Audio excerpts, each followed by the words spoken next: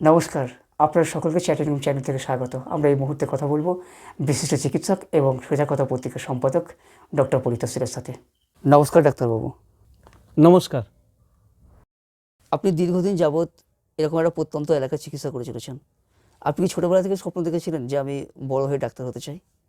না, স্বপ্নটা দেখেছি, এটার একটা গল্প আছে বলি। বলুন।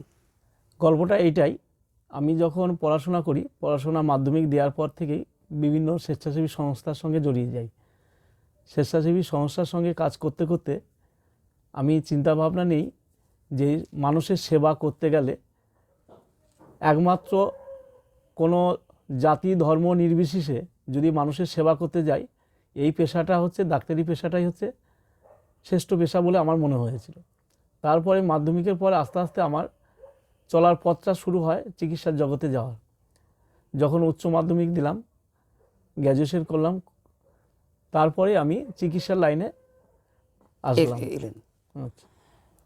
আচ্ছা, এরপর আমরা জানতে চাইবো যে চিকিৎসা তো এলেন, কিন্তু আপনাদের ছোটোবেলাটা কেমনভাবে কেটেছে এবং আপনার যে প্রাইমারি স্কুলে যে পড়াশোনা বা আপনার স্কুল জীবন খুব একদম যে ছোটোবেলাটা সেটা কেমনভাবে কেটেছে সে সম্পর্কে যদি আপনি কিছু যদি বলেন আর কি। ছোটোবেলা বলতে গেলে আমি কিন্তু পূর্ববঙ্গের লোক। আচ্ছা। আমার বাবা খুবই দরিদ্র সীমার নিচে বসবাসকারী পরিবারের আমি সন্তান। বাবা পড়াশোনা জানত, নিরক্ষর, মাও আমার নিরক্ষর। কিন্তু মা নিরক্ষর হলেও ছোটোবেলা থেকে মায়ের হাত থেকে কিন্তু আমরা স্কুলের গণ্ডি যাইনি, তবু পড়াশোনাটা পাঠ্যপুস্তকটা কিন্তু মায়ের হাত দিয়ে আমরা শুরু করেছিলাম। মানে হাতে খড়ি মায়ের হাত দিয়ে। কিন্তু মা পড়াশোনার মূল্য বুঝতো। তাদের জীবনে হয়তো হয়নি বলে হয়তো আমাদের পড়ার জন্য যতটা আগ্রহ, আমরা রাতে পড়লেও মা বসে থাকতো পড়ানোর জন্য। আমরা যত রাত 10টা 11টা 12টা পর্যন্ত যদি পড়তাম, মা পাশে বসে থাকতো, পড়ার সময় আমাদের রেখে দিত। টাইমে সকালবেলা নিয়মিত স্কুলে যাওয়ার জন্য আমি যে দূরে কলেজে যেতাম পড়তে, মা উঠে আমাদের রান্না বান্না করে তৈরি করে দিত। কিন্তু পড়াশোনা মা না জানলেও কিন্তু মায়ের কিন্তু শিক্ষার প্রতি অনুরাগ একটা ছিল, নিজেরা না জানলেও। বাবাও ছিল।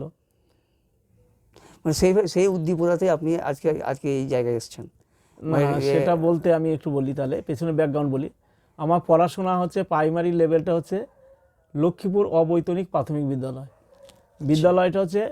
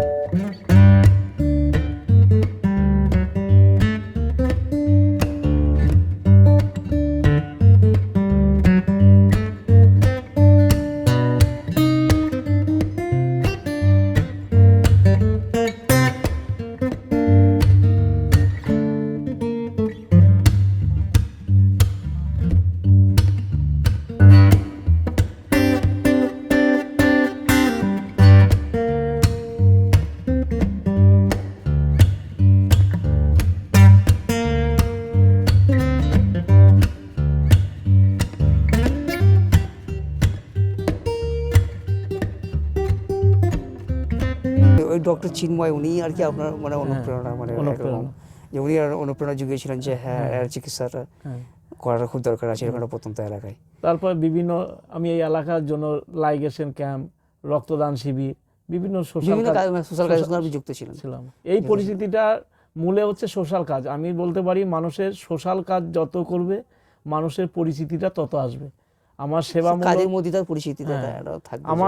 আমার চিকিৎসা জগতে পরিচিতি হচ্ছে সোশ্যাল জগৎ থেকে আমার কিন্তু এসেছি। আচ্ছা, মানে সমাজসেবা হিসাবে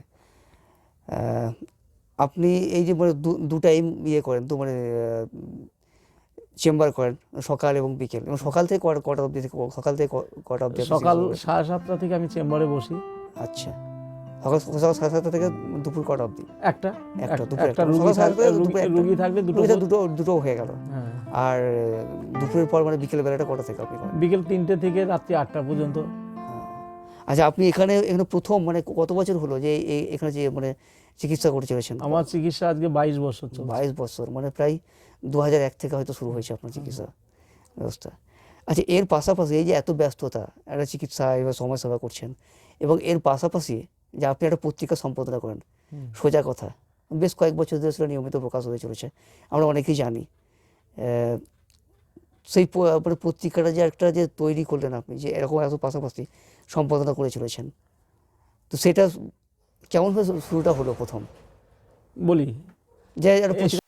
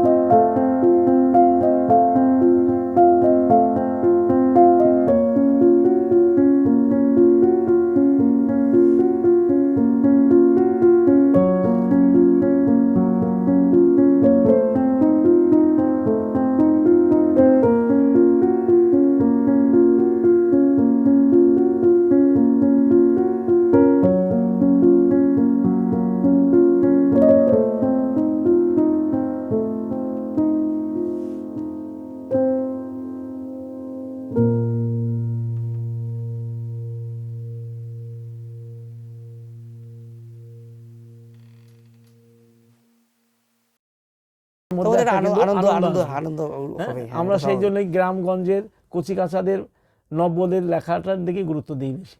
আচ্ছা আচ্ছা, এই যে পত্রিকাটা আপনি ছাপেন, মানে কত কপি ছাপেন মোটামুটি? আমার 8,500 পিস, এই সোজা কথা যেটা মানে পাক্ষিক বের হয়, 8,500 পিস 8,500 সার্কুলেশন। সার্কুলেশন। আচ্ছা, এটা কটা জেলা, মানে জেলার মধ্যে চলে?